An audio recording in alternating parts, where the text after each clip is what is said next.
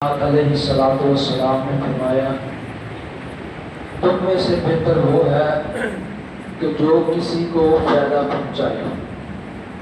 میرے بھائیوں، چھوٹی سی نصیحت ہے اس حدیث سے۔ ہم نے اب سوچنا یہ ہے کہ ہم کیا اس کیٹیگری کے مسلمان ہیں کہ ہم کسی کو فائدہ پہنچائیں، یا ہماری سوچ یہ ہے کہ ہم سے کوئی فائدہ اٹھا لیں۔ یہاں پہ نا شیطان ایک بہت بڑا ہم پہ حملہ آور ہے، بہت بڑا داغ لگاتا ہے ہم کو۔ پتہ کیا داغ لگاتا ہے؟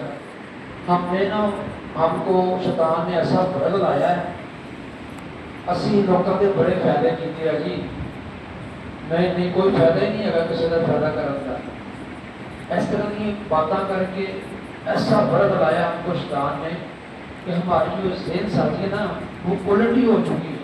ہم نے بہت نیکیاں کی ہیں لوگوں سے، نہیں اب یہ زمانہ نیکی کا رہا نہیں ہے۔ سچی بات پتہ کیا ہے؟ توجہ کی بات ہے یہ۔ ہم کہتے ہیں یہ زمانہ نیکی کا نہیں ہے، یہ شیطان ہماری زبان سے یہ الفاظ نکلواتا ہے۔ پیارے بھائیو، یہی زمانہ نیکی کا ہے۔ جب ہم نے دنیا سے چلے جانا نا، قبر میں جا کے نیکی نہیں کرنی، نہ محشر کے میدان میں نیکیاں ہونی ہیں، نہ جب حساب و کتاب ہوگا اس وقت نیکی کا موقع ملنا ہے۔ جب تک یہ سانس چل رہا ہے نا، یہی موقع اور یہی زمانہ نیکی کا ہے، یہی ہم نے نیکیاں کرنی ہیں۔ جب سانس بند ہو جانا ہے پھر نیکیوں والا دروازہ بھی بند ہو جاتا ہے۔ یہی زمانہ نیکی کرنے کا ہے، یہی زمانہ کسی کو فائدہ پہنچانے کا ہے۔ تو اللہ سے دعا ہے کہ اللہ تعالیٰ ہمیں سب کو ایک دوسرے کے فائدہ مند بننے کی توفیق عطا فرمائے۔